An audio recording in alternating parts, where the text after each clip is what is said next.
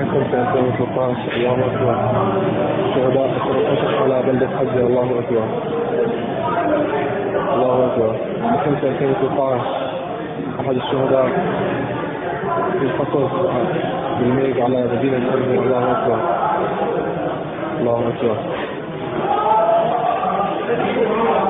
Tahun 2013 yang lalu sempat terjadi banjir besar di sekitaran Madinah, termasuk wilayah Jabal Uhud ini, sampai menggenangi sebagian daerah pemakaman bagi syuhada Uhud, yang Masya Allah ketika itu terjadi ternyata terbukalah atau nampak sebagian jasad dari para syuhada ini, diantaranya jasad paman Nabi Hamzah radhiyallahu ta'ala anhu. Dan Gubernur Madinah pada saat itu mengundang para ulama untuk meminta fatwa bagaimana tentang posisi jasad ini yang telah bergeser dari tempatnya. Apakah dikembalikan ke tempat semula atau tetap di tempat bergesernya. Dan Masya Allah, ketika para ulama menyimpulkan untuk dipindahkan kembali ke tempat asalnya dan akan diangkat dipindahkan, selain jasadnya masih utuh selama belasan abad yang lalu, dan juga terjadi peristiwa yang sangat luar biasa. Jasad sahabat Hamzah radhiyallahu ta'ala anhu ketika akan dipindahkan, ternyata dari dada yang terbelah itu masih keluar darah segar yang ditampilkan oleh Allah. Bismillahirrahmanirrahim. Assalamualaikum warahmatullahi wabarakatuh. Sahabat muslim, kami bersama kawan-kawan, ya teman-teman kita semua sekarang sedang berada di satu tempat yang sangat bersejarah. Tempat di antara pertemuan antara pasukan orang-orang beriman dengan pasukan-pasukan kafir atau yang tidak beriman, yaitu di daerah Uhud atau dikenal dengan Jabal Uhud. Seperti kita ketahui bahwa Nabi SAW dengan 1000 pasukan yang beliau siapkan, yang kemudian 300 orang dengan provokator Abdullah bin Ubay bin Salul yang memprovokasi mereka untuk meninggalkan pasukan Nabi sehingga menjadi desersi pada saat itu, dan tersisa tinggal 700 pasukan saja. Maka Nabi SAW dalam peperangan melawan 10.000 pasukan kafir ini membagi sebagian pasukan untuk berada di Jabal Rumat.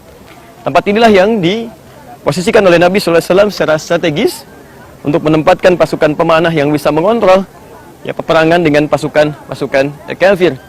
Yang bisa kita lihat itulah Gunung Uhud yang terhampar dengan cukup luas, dan pertarungan berlangsung di daerah datar ya di sekitaran Jabal Uhud ini yang bisa kita lihat, yang sekarang sudah ditempati oleh banyak orang dengan banyak pedagang. Maka dari pasukan kafir sudah dipelajari bagaimana karakteristik pasukan orang-orang muslim saat berperang, dan disimpulkan bahwa mereka tidak hanya semangat berperang karena imannya, tapi juga senang menikmati kemenangannya dengan cara mengejar ghanimah atau harta rampasan perang secepat-cepatnya.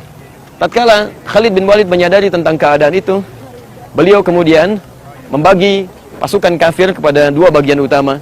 Pasukan kecil yang mengatasi pasukan-pasukan Nabi SAW untuk memancing mereka turun, maka turunlah mereka mengejar ghanimah atau harta rampasan perang. Sementara Khalid bin Walid memimpin pasukan besar untuk berbelok arah ke arah petunjuk yang saya tunjukkan ini. Dia berbelok kemudian naik ke atas dan menguasai tempat yang telah ditinggalkan tadi. Maka dihujanilah pasukan muslim dengan panah-panah yang luar biasa, sampai Rasulullah SAW juga terjatuh dalam peperangannya. Kemudian sebagian dari gigi beliau retak, dan bahkan diisukan beliau meninggal dunia pada saat itu.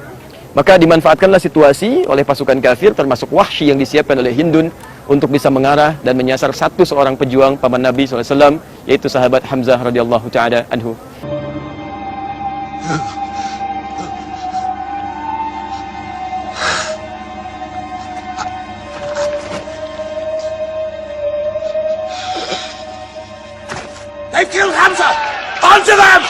Maka wafatlah beliau.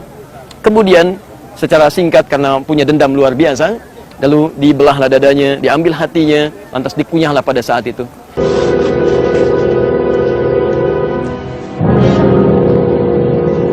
Di tahun 2013 yang lalu sempat terjadi banjir besar di sekitaran Madinah, termasuk wilayah Jabal Uhud ini, sampai menggenangi sebagian daerah pemakaman bagi syuhada Uhud, yang Masya Allah ketika itu terjadi ternyata terbukalah atau nampak sebagian jasad dari para syuhada ini, diantaranya jasad paman Nabi Hamzah radhiyallahu ta'ala anhu. Dan Gubernur Madinah pada saat itu mengundang para ulama untuk meminta fatwa bagaimana tentang posisi jasad ini yang telah bergeser dari tempatnya. Apakah dikembalikan ke tempat semula atau tetap di tempat bergesernya. Dan Masya Allah, ketika para ulama menyimpulkan untuk dipindahkan kembali ke tempat asalnya dan akan diangkat dipindahkan, selain jasadnya masih utuh selama belasan abad yang lalu, dan juga terjadi peristiwa yang sangat luar biasa.